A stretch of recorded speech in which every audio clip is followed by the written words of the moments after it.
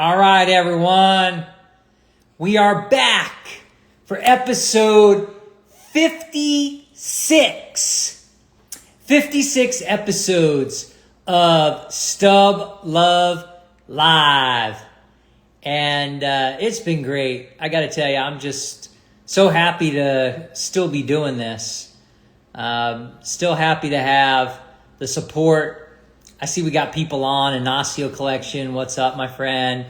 We got Sean Doherty on, Jason Smith, Scott Foraker.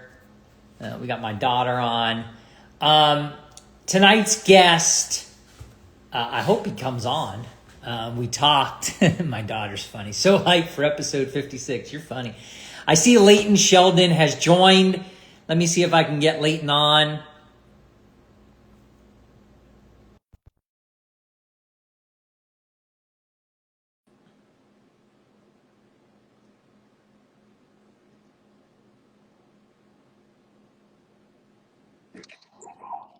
Hey, Leighton. Hey, Harry, how are you? I'm doing really well. I'm excited about tonight's episode. Thank you for coming on. Oh, it's my pleasure. I appreciate you having me. So Leighton, it's kind of funny. I've met you a few times at various different shows, the National. I've met you at the Philly show, and it kind of always works in the same way. I always kind of see your showcases. You have a few tickets. I'm always interested in seeing them. You show me them. I asked you if they're for sale, and you say no, they're in my personal collection. Sounds about right. Bear with me 1 second. I'm going to put the air. Okay. Yeah, I'm on mute. You can't hear me. Can people hear me? I can hear you. Okay. Yeah, I can hear myself, and I can hear you, and everyone's saying no. Okay, no, they're saying I'm good. So Leighton, you'll introduce yourself. I know you through Just Collect. I know you through Vintage Breaks, and I know you as someone who is one of kind of the OG old school sports card dealers. So give us a little bit of background on how you kind of got started in sports collectibles and kind of what you do for a living. Sure. So once again, thank you for having me. It's certainly a fun way to spend a little bit of time on a Wednesday night. And my son's thrilled. He's getting to watch extra tablet time. So Howard, my name is Leighton Sheldon, and I own a company called Just Collect. You can find us at justcollect.com. I also am partial owner of a breaking company called Vintage Breaks. And, I started, I would say, with my love of baseball before anything. That probably happened when I was, 5, 6, or 7, like many of us. And I specifically remember having, a variety of different types of baseball games in the backyard and just fell in love with it. And as I became a little bit older, discovered baseball cards. I believe likely at a place called Soda King, which was right up the street from my parents' house. And I'm sure for many of us out there, the access or the ease of access really dictated for many of us, especially when we were under 18, of like basically what we collected. And so it was no different for me, Howard. Whatever was available in the local store, which unfortunately was not 86 Fleer basketball. It was 86 Topps baseball to my heart's content. 86 Topps football turned out to be pretty good as well, but certainly no 86 Fleer basketball. But fast forward, I not only fell in love with collecting, but of course, the idea of money and like its importance as a young kid, it started to dawn on me through collecting. Meaning, I remember buying one of my first big cards, and the way I got that money was by mowing the lawn and doing chores and saving the money for quite some time. And so fast forward from there, Howard, I was someone that just was industrious and decided like, hey, I don't like what I'm being offered for my doubles. Let me try to set up at a convention with a couple friends. And that's kind of how it started for me. Fast forward, I bought and sold cards and collected really since then. And then I went to Rutgers College, graduated there from 2000 from the business school. And, candidly, wanted to try to do something I was really going to love. Unfortunately, even though I think they should have called, the Jets didn't. And I didn't make the Yankees, even though I played, baseball very actively growing up. And the joking aside, I decided to kind of dive into the world of sports cards full time, but certainly not on my own. You know, my first two jobs were working for other places, and after getting some time, you know, and experience doing that, I felt, I guess, more comfortable diving into the deep end of the pool. And so here we are today. Yeah. You know, I could go on and on, but I'm trying to be. Yeah. No. No.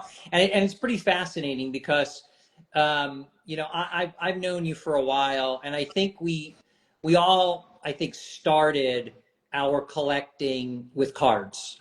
You know, I was a big card collector as a kid. I've been going to the National since 1989.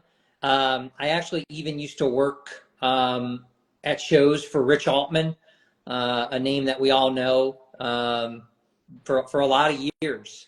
And you know, you start with cards, and then you kind of expand into other forms of memorabilia. It could be autographs, it could be game used, it could be now type ones, which I know you're very passionate about. And then, you know, for some people, it moves into tickets. And that's kind of the focus of the show, you know, ticket collecting. But I guess my question to you, Leighton, is, you know, what have you seen in the way of change in the overall sports collectibles world over the years that you've been, you know, a professional in it? It's your business. So how have you seen it kind of transition or go through some kind of metamorphosis? Sure, I'd say the first thing that comes to mind, Howard, is grading. I remember grading becoming a thing when I was an undergrad at Rutgers. I remember I had this really awkward looking briefcase that I would go to the Tuesday Parsippany PAL Center, for those that are Jerseyites here. You know, that was a very long-standing, running weekly show in New Jersey, and there was a lot of commerce happening there. So in 96 and 98, you know, I had some Kobe Bryant rookies in 10, and 92 Bowman Piazza in 10. There certainly wasn't a lot of vintage. But I would say that grading, as I started to reacquaint myself with vintage and some of the cards that I had, you know, when I was younger, it became fairly obvious to me, even though the pricing wasn't there. In other words, a lot of people didn't appreciate graded cards early on. Mm-hmm. I think that I was fortunate to understand that even if I didn't agree with grading, this was a way to actually do this more professionally, a way to do this domestically, internationally, meaning I could now just sell cards in other states, whereas before it was very much like you were relying on someone, and even if you got it, you still weren't exactly sure. And so, you know, for me, that was kind of like the pivotal moment. I'm like, wow, I think this is going to be here to stay. And if you had to say another thing that's, you know, changed is grading, meaning the grading of 20 years ago or 25 years ago, it is absolutely different today. Sure. And in most cases, more stringent. And of course, they weren't grading tickets 25 years ago. We weren't grading a lot of the things that they grade today. Yeah. You know, it's funny. I kind of fell out of cards right when PSA was becoming popular, when people were starting to really submit a lot to PSA. So I kind of missed out on that. You know, I'm still somebody who was using the screw downs the old fashioned way. And, you know, you were judging cards. Well, it kind of looks like it's ex-mint or it's near mint. So I kind of agree. You know, do you think PSA and grading of cards saved cards at some point?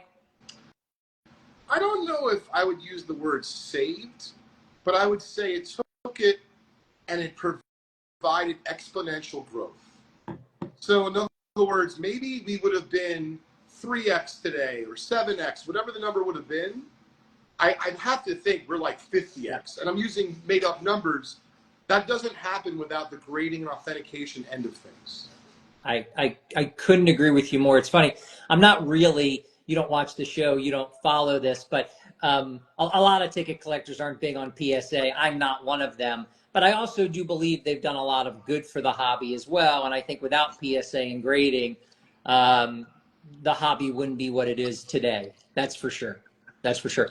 So I've heard you say, Leighton, and I'm jealous of you, that you are a professional treasure hunter. tell the folks that are going to watch this either now or after we post it. What do you mean by that? Tell them what you what do you mean by a professional treasure hunter, and what are you doing most of your days? Sure. In a nutshell, it's exactly how it sounds. It's just I focus on sports cards of the vintage variety. I do also try to find photos and tickets and unopened. And what does my day usually look like? I mean, I'm looking around a part of my apartment here, and of course, I came from the office. I mean, I'm surrounded by, I'm not exaggerating, thousands and thousands of vintage cards. It depends on the day, but keep in mind that we're getting inquiries on a daily basis through our website at justcollect.com, via phone, via social media, meaning Instagram and Facebook. And so it takes a lot to make the engine run. So believe me, it's not just me doing it, it's my staff. And I was even saying, because a really good buddy of mine that happens to be our vice president, his name is John, he was gone for about 10 days on vacation.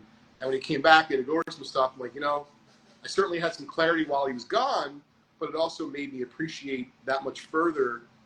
I wouldn't be able to live, this is what I said to him, I wouldn't be able to live the life I'm living as a professional treasure hunter, the way that you put it, if it wasn't for the support of my team. And I'm really grateful for that. So I would say that there's a lot of, not necessarily formal meetings, but communication, interaction. Our social media person was in today. She was doing some videos. And it's basically every day is an adventure and goes really, really fast. So it's important to make sure you take a step back and, you enjoy the journey. Yeah. I'm jealous. It's got to be really fun being a professional treasure hunter. Most of the time it is, but imagine this, right? Imagine you're out in the desert, you're looking for treasure. So whatever that desert means, a card show, or, you're going on a buy trip. And the last 17 people came in and the earliest stuff you saw was 88 Donruss. Now I know the gang's going to tell me a PSA 10 Greg Jeffries could sell for big money. That being said, it's not for me. And what I'm saying is, usually, and I'm sure this expression goes for much more so than just our industry, but life, I've heard this many a time, that when it rains, it pours. And so what I like to say to not just my team, but my son who's in the other room, you create your own luck through hard work. We don't know when it's going to rain. Today it's been raining cats and dogs in Jersey, but certainly nothing to do with actual cards. And so, you don't know when it's going to rain. You don't know when it's going to pour, and you don't know when you're going to be on a famine, if you will. So one of the things, thanks for laughing, but one of the things I'm really proud of is that, as a non-auction house, we've become a place for people to at least consider if they have, whether it be they're a collector in the know, right? You have a graded set, or you have a collection of graded cards, or you're someone who maybe used to collect, like yourself, Howard, 20 years ago, 15, 30 years ago, and you're like, I'd like someone to at least inspect my George Brett rookie, my third-year mantle, because grading with PSA or SGC or CGC or any of the other big boys, it's actually expensive. So you can end up upside down versus, I'm just making it up, 5 years ago, 8 years ago, 10 years ago, Howard, you could kind of grade with reckless abandon, which is actually part of the reason why they ended up with all the backlogs. And today, they've done, whether it be like it or not, a job to try to make sure they can turn around the cards or tickets or what have you in a reasonable fashion. But nothing's perfect out there. So the point is that we make sure, for example, it's not rocket science and it's just hard work. I submit cards for grading every week to PSA, even if it's not a big package, because we just have that much stuff that we're buying regularly, processing, sorting, etc. So, John came back from vacation. Yeah, you bet your bottom dollar. We've already sent out to SGC and PSA this week. And so that's something that I would recommend to other folks out there. In other words, if you're going to get ready for the National, if you're going to, go after just tickets, or if you're going to go after wrappers, don't wait till like 7, 8, 10 days before the National. Start prepping now. Figure out, can I siphon off an extra half a paycheck, or I'm going to order my sneakers ahead of time, or I'm going to get one of those charger-like banks so that I'm not going to have to worry about where I'm going to charge my phone throughout the convention. But just in general, what I'm saying is, as a treasure hunter, a lot of folks whether it be they're in the space, Howard, or they're just someone I meet at the bar, they're like, wow, that's an amazing job, kind of like you're saying. Let me tell you, I wish it was just this easy, where I woke up in the morning, I got hit in the head by like Juan Marichal 68s and rare tickets and a T206 speaker. It doesn't happen quite like that, but I'm working on it. Well, I have to tell you, I don't really follow cards that much. I still have a passion for it. I mean, I still have a love for it. I have found that watching your content on YouTube has been really incredibly enjoyable. I'm not really a card collector anymore. I still have some of my stuff, but I don't actively do it. But I really find you on YouTube talking to your guests and the way you present it, it's so professionally done that you almost have to watch. And I get up I get up every morning and I try to find something on YouTube to watch while I'm on the treadmill. And I found that your content is incredibly enjoyable. And that was kind of one of the catalysts for why I wanted to get you to come on our show, because I think what you do is so good for the hobby. I think you're one of the good guys, and you've been doing it for a very long time at a very high level. And people don't get to do that unless they're doing something right. So kudos to you. Well, I appreciate you saying that. I would say that the social media aspect of things, meaning the YouTube videos I produce, once again, shout out to my team. It's not just me doing it. I can't do it all myself. But I would say that what started off, and I definitely love it, it's not only helped our business in terms of branding and getting collections and things of that nature, which is wonderful, but especially after the last few months of just some dealing with some personal stuff, I realize now that, we never know we're going to leave this place, right? And I certainly love what I do, but my son's only 10 years old, and I know that God forbid something happened, or even if nothing happens, and in a year or 5 or 11 years, he decides to have such an interest in either this space or in producing video or content, I talk about him a lot, and I just feel that not only is it kind of like an ode to my son, and he gets to see like his daddy and the work he's done, but candidly, I love the hobby. So I like to take the angle that when I do an interview with a collector, or I talk about a collection, or just interviewing someone for my podcast, that I'm doing so in a way, kind of like the way that you were talking about, someone else would want to watch it and they find value from it, versus I'm just talking at them. I'm telling them about how great I am and all the stuff I buy and yada, yada, yada, and look how big my collection is, because that's not really that fun to listen to, at least in the long term. I agree. Well, you're doing a great job. So let's transition a little bit into tickets. How does the professional treasure hunter who owns a sports card dealership and a vintage breaking company transition into wanting to collect tickets? And then, I know you're a big collector of Type 1 photographs as well. Sure. So first, it was very natural, meaning I love sports, I love collecting, and I also realized that I really love history. And when you marry history with sports and a little bit of romance and intrigue, and then when we think about some of these things, like I have a ticket right here, you tell me when you want me to show a ticket, but I believe whether it be it's a ticket or it's a card, some of these things, I've been to enough museums in my life, they should be in a museum. And the fact that they're not, Howard, is what honestly makes collecting so great and being a professional treasure hunter that much more fun, because there's no government agency saying to me, like, nope, you have too many 48-leaf Jackie Robinsons, you must surrender them to the Hall of Fame, right? Thanks for laughing along with me here. So, it's the fact that we get to handle these artifacts. And so, when you're asking about tickets or photos or memorabilia, number one, it was just a natural evolution. Number two, and I think I've said this a few other times, but I'll try to say it succinctly, I love cards. And if I had lots and lots of money, like too much money, I definitely wouldn't sell anything, ever. I would just collect. I share, right? I put stuff on display and all that kind of fun stuff. I don't think I would sell anything because I truly love the stuff. That being said, it's hard sometimes as someone who does what I do for a living to collect cards as actively and passionately as I like. So what I found is, I'm going to try to say it as eloquently as I can, if I get a great collection, and I'm like, oh my God, I would want to keep that T206 speaker and that 60 Koufax and this 49 Bowman Campy. Like, make no mistake, I want to keep all of them. But when I realized, Howard, that I can't, and I got to feed my son and myself as well, and send him to college one day, God willing, and all that good stuff.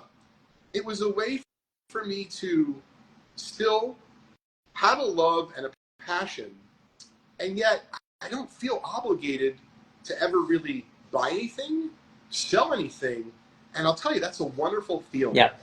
I worked very hard to get to that place, meaning to buy a ticket or a photo of consequence and say, I don't know if I'm ever going to sell it. And so for me, that's how I ended up in those particular arenas. It's great. And then being friends with Darren Ravel, he kind of pushes everyone into tickets, right?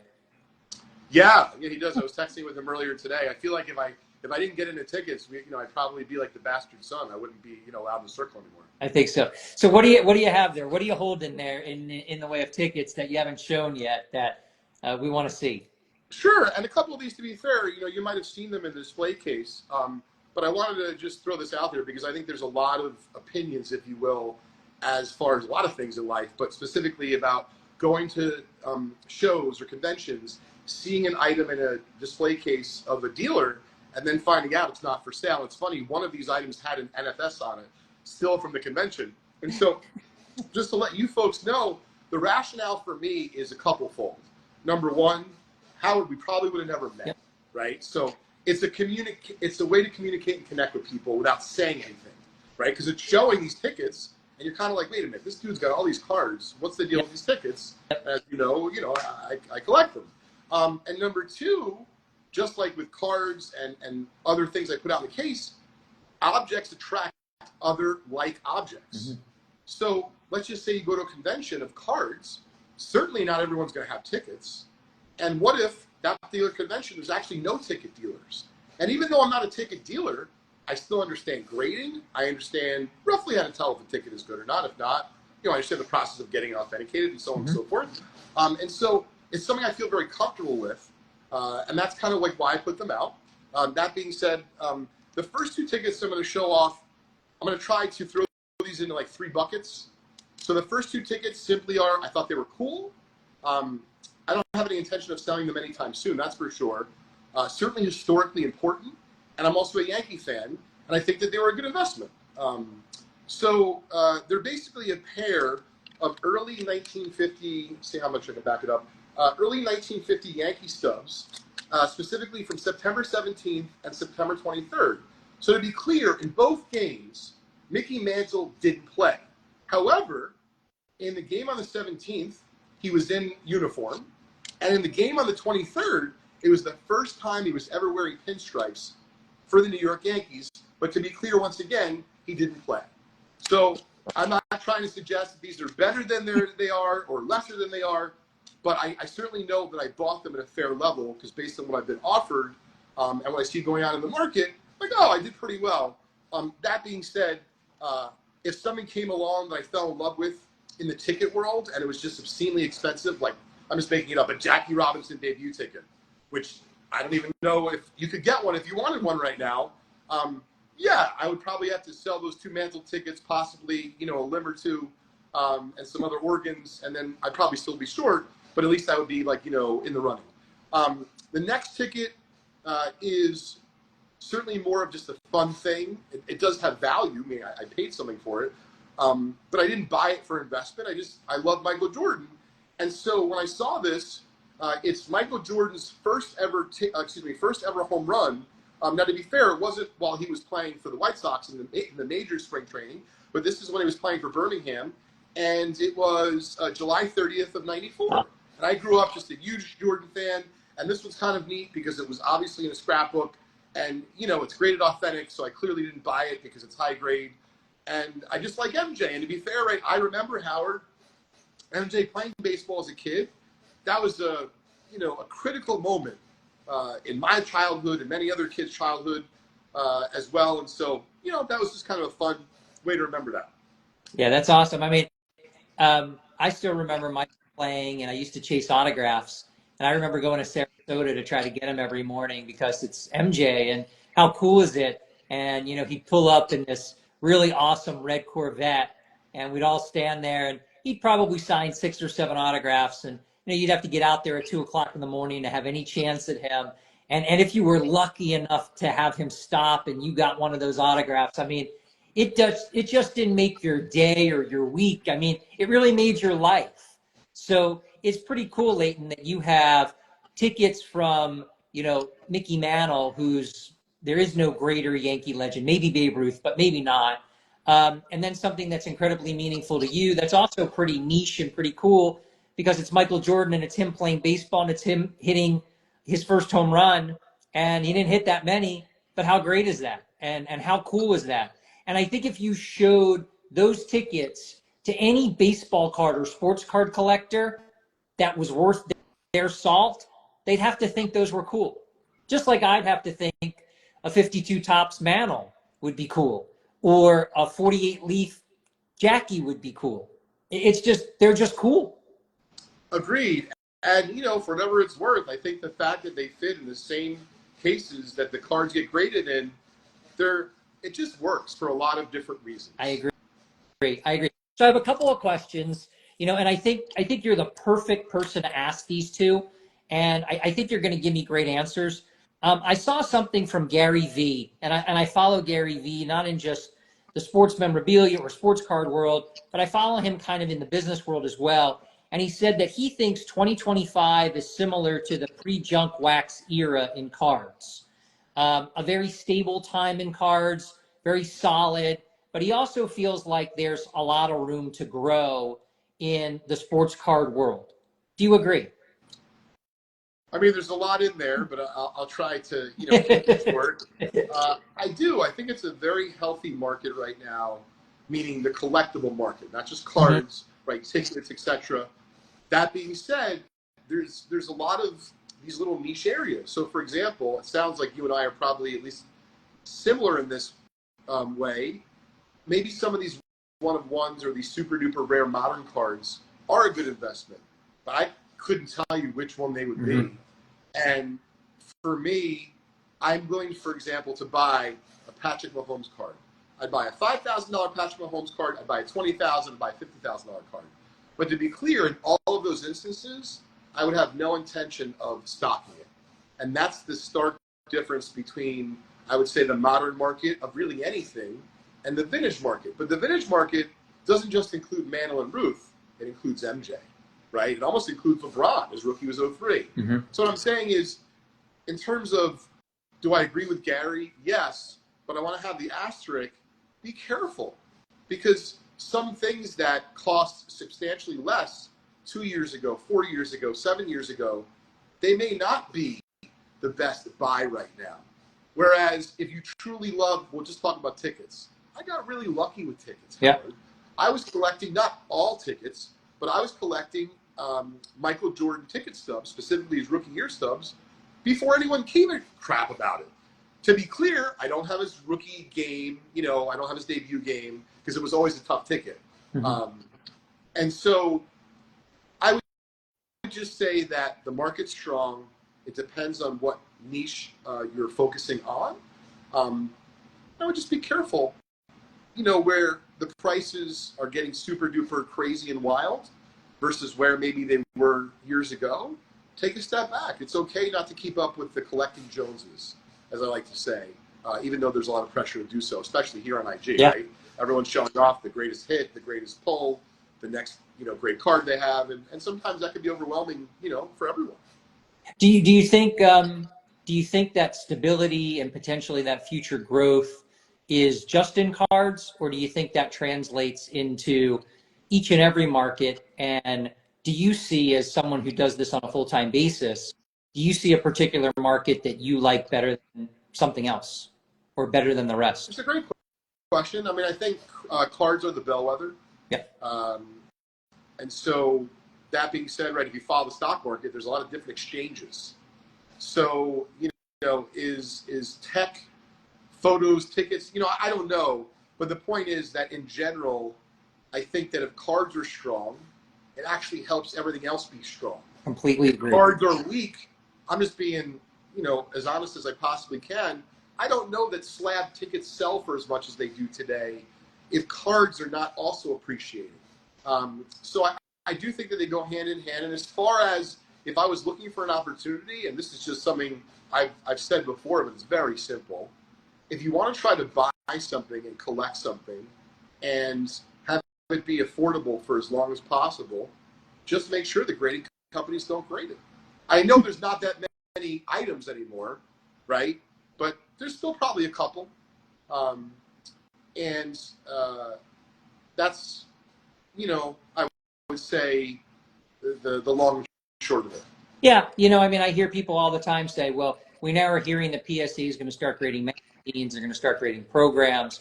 Now's the time to be buying all that stuff, because once they do, you're going to be able to take that and have a significant arbitrage value or potential arbitrage value if you go ahead and put that stuff together. So, yeah, I think it's good advice. I also agree with you completely. If sports cards are doing really well, I think everything else translates into doing very well. And if sports cards aren't doing so solid, the rest of the markets are probably behind. So I think that's a good point. Do you think we'll ever have another era of, I guess we call it junk wax, or are we kind of past that because of social media and breaking and fanatics involved and good people, and we've learned, or do you think that could happen again? I don't think it's going to be called junk wax. And I've never given this answer before, but it came to me, so I'll share it, Howard. Yep. I think it'll be called junk singles. Mm. Because the manufacturers are smarter than they were during the junk era. Meaning, instead of producing, I'm making this up, 3 SKUs annually and producing an awful lot of every SKU, they're producing a lot more SKUs and a lot less of each SKU. So the perceived scarcity is higher, which means that the wax will likely, I don't say it's retain its value, but certainly not crash. However, I think what's happening is, and I've heard this firsthand, if you're a modern singles buyer, Howard, and you can refrain from buying in breaks, and obviously that's weird for me to say because I run a breaking company, it's a wonderful thing to be a collector right now. You can buy cards in so many different places. You can buy cards you don't even have to get from check out my cards. You can buy cards for 20 cents from them and have it stored on their account. So there's just so many different ways, to slice it and to collect. Hopefully that makes sense. You're a vintage collector. You don't really collect much in the way of modern. I think one of the reasons why I love tickets is there's no manufactured scarcity. They're just rare. They're just tough to find, for better or for worse. You talk about a rare card, and that could be a card that there's only 500 or 1,000 copies. When you're talking about a rare ticket, that could mean there's 2 or 3 known. And I think you're into vintage collecting. You specialize in vintage cards, probably because they're scarce, they're rare, versus a lot of this manufactured scarcity that some of these, I guess, companies, these card companies are putting out there now. Any worry that the manufactured scarcity ultimately comes back to bite collectors in the rear end? Most certainly. I mean, to be clear, so I do collect some modern. I collect Otani, a little bit of Luca, and some other spots. And I enjoy researching and talking to someone who's an expert in the space, like Sharon from Black Jade Wolf, because I'm not an expert and I like to learn. But per your point, and I did an episode with her, it's a really nuanced space. And, listen, once you start day trading, right? Some people start day trading with $1,000. There's some people that are day trading $1 million a day, and the people who are starting with 1,000 can't possibly fathom that you could do that much more. But you can, but you don't do it overnight. So I don't personally love the modern market, but the part that I don't personally love is exactly what you just said, manufactured scarcity. But I get it.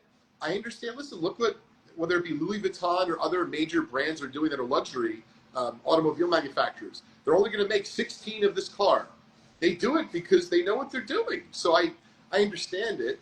I'm grateful that I love the older stuff. I don't think I'm going to run out of things to collect in my lifetime. And so because it happens to be what I love and also happens to be what I deal with for a living, it makes sense for me to kind of keep it like that. That being said, I bought some fairly decent sized modern collections, but I'm not in that like exquisite game. You know, I don't buy and sell Kobe autos for 38,000 each. You know, that's just a different market, and I think that stuff's great. It's just not something that I handle. As a professional card dealer who also dabbles in tickets, how do we get more card collectors into the world of ticket collecting? Education, The absolutely. show, I guess. I'm People sorry. talk Darren. Well, I mean, listen, whether it be Darren or, you know, it could be someone like yourself, Howard. I mean, really, kudos to you. You have a really nice podcast, and I have checked out a couple of your episodes, not in full length, but I have checked some of them out. So I certainly know about this. But education is really important. For example, you know, during COVID and the boom of the last several years, still to this day, I have people I went to high school with that I wasn't even friends with. They'll drop me a line on Facebook. Oh my God, I found my Uncle Billy's, you know, 68, whatever, Rod Carew, and like it looks like his dog ate it and then spit it back up. And he's like, how can it only be $3? You know, check eBay, right? But the point is that education, it takes that interaction, but then multiply it. So what I'm saying is I bet you it's a matter of time before people are reaching out to, whether it be you, Howard, myself, or others. You know, wait, I saw this podcast you did, or I saw this news, and like I never threw out any of my concert tickets. My dad used to have Yankee. Like that's coming, but it's going to come through education. I like the answer. So do you have anything more to show us in the way of tickets? And then I have a last little run with you. I like to try to keep these to 30 minutes. We've been talking for 37 minutes, and honestly, Leighton, I feel like I've only been chatting with you for a couple of seconds because it's going so quickly, because it's so intriguing, everything that you say, so I appreciate it. I don't know if you've got anything else there to show off. I do. Well, listen, I play poker, so I like to slow roll if I can, for those poker fans out there. But joking aside, so these are my last two tickets that I had to show off today. And, you know, I'll give you a brief description of what each one is. So this is from the 1915 World Series, and it's a Red Sox stub. And so the reason why this is important to me, of course, it's Babe Ruth's rookie year.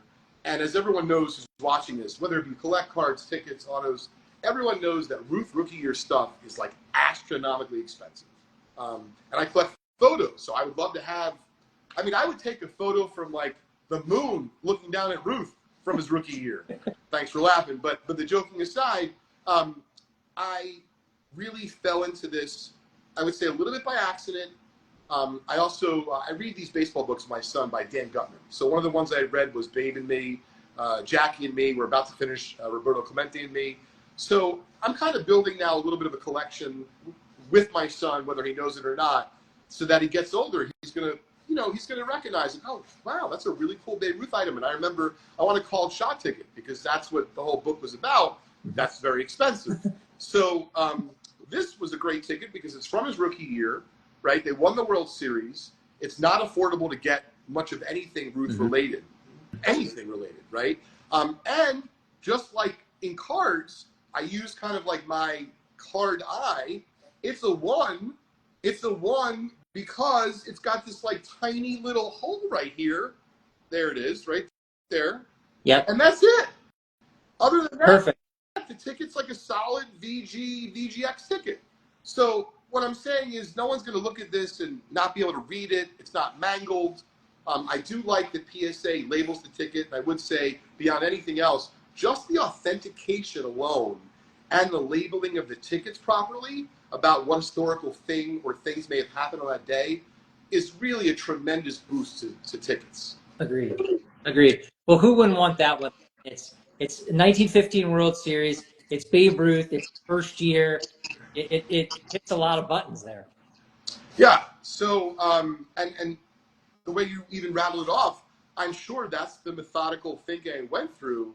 And you know, listen, I don't know what I paid for it. I have to look it up. But it definitely didn't break the bank. It wasn't, you know, cheap, but it wasn't, you know, crazy expensive. And the last one is probably the one I think out of everything I paid the most for, but I honestly don't remember. And this one, when I say I got lucky, I didn't buy this with pop report in mind at all. It may have said in the description of the auction how many there were graded, but then, and I'll just show it to you. So I'm a huge Yankee fan. growing up, the Yankees were not good. So when I was at Rutgers College, the Yankees made the World Series in '96, and when it hit Game 6, there was no like ticket brokers today and tickets. It was a different market back then. So I literally went from dorm to dorm, writing on people's dry erase boards. Want to buy a ticket for Game 6, just looking for one, cash paid. And I ended up getting a ticket. But anyway, the Yankees have been a big part of my life. That's the point. Mm-hmm. So this is from 1921, World Series, Game 1. And it is the first ever, excuse me, World Series game that the New York Yankees played in. Great ticket. And for me, very important ticket. So this is what's crazy. So I don't want to misspeak, but I believe there's 10 slabbed, okay? And it's graded to 1.5. And admittedly, when I bought it, I'm like, oh, that's cool. The auction house, very reputable. I think I got it from REA. So I had no reason to think that there was more than 10. But what I didn't check, this is kind of crazy, I don't think I looked at the pop until after the auction, meaning, I'm like, oh, 1.5 grades, probably one of the worst ones. Who cares? I love it. Howard, there's only 10 graded. There's only one higher than that ticket. Because, and it makes sense, right? Most of the tickets from that era are authentic or ones, and, once again, similar to the other ticket, I can see why it's graded to 1.5 decreasing. Like, I do understand ticket grading, but it's got really great eye appeal for a grade of 1.5. It really does. This one I kind of feel like I lucked out. And, I've had offers on that ticket as well, but I don't know if you ever feel like this, Howard. I want to toss a question back to you. It's not that I wouldn't sell a ticket. It's that, for example, I know the MJ debut ticket's silly expensive. And honestly, if I had to choose the MJ debut ticket or the Jackie debut ticket, I definitely want the Jackie. And of course, the Jackie's more expensive. Excuse me. And I don't believe any of the tickets I have put me in the running to get those tickets. So, I don't need or want to sell those tickets, but I guess it could change. And I'm curious, does that ever happen for you and your ticket? Oh, sure. Leighton, I'm a big Philadelphia sports fan. I love Philadelphia sports, so I collect Philadelphia sports tickets. And that's something that I've religiously done for years and I'll continue to do.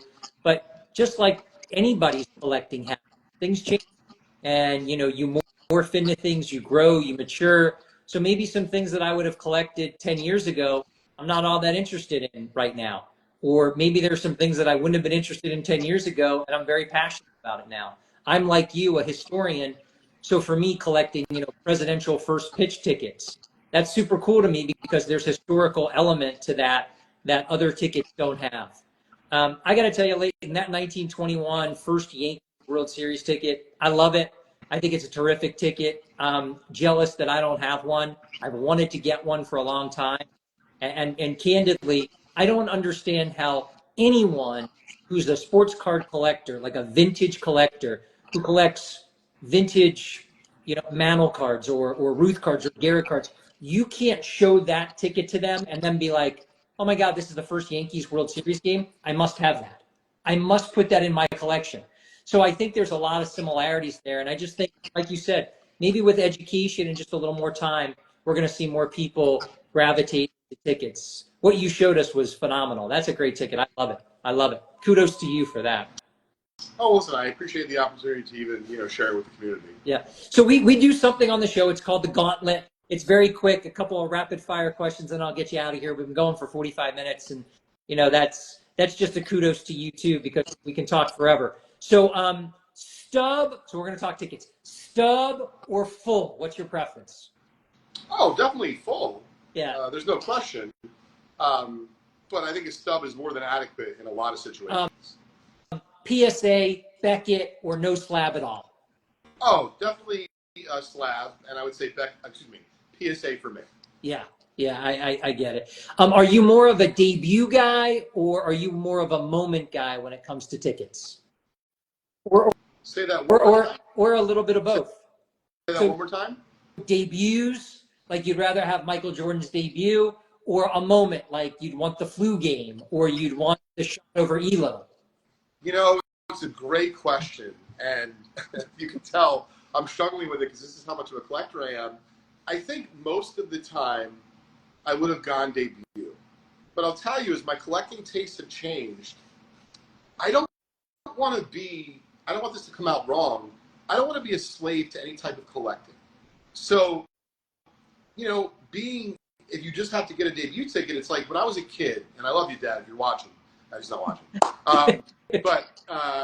He made me collect sets so much so I started to resent it, right? So what I'm saying is I like being fluid and I like the flexibility, especially with tickets and photos, right? Because I don't sell those. I've sold 2 photos ever, and I've never sold a ticket. And so for me, I definitely think that moments are rising, especially if they mean something to you, like the flu game, right? Yep. Or even though, of course, I didn't see any of Ruth's games, listen, if I could somehow parlay a bunch of my tickets, even though I probably won't get the Jackie debut, if I could get, so I know this about collecting, I don't just want a Ruth called shot ticket, I would like a really nice example. Doesn't mean I'm going to get it, and I'll probably be happy if I get any kind. But I'd be willing to parlay some tickets into a quality item like that because I think my son would keep it for a really long time. I like that. So that isn't exactly like about investment. It's about real life. And so, the journey of all of us individually. So you're a Yankee fan. You're a Jordan fan. Would you rather have a Mantle debut ticket or a Michael Jordan debut? Oh, definitely Jordan, but that's very easy for me. Only I'm not talking investment. It's just because I saw Jordan play. I mean, listen, Howard, I was taping Bulls games on VHS cassettes so that I could rewatch them. The 3 guys I collected growing up were MJ, Larry Bird, and Donnie Baseball.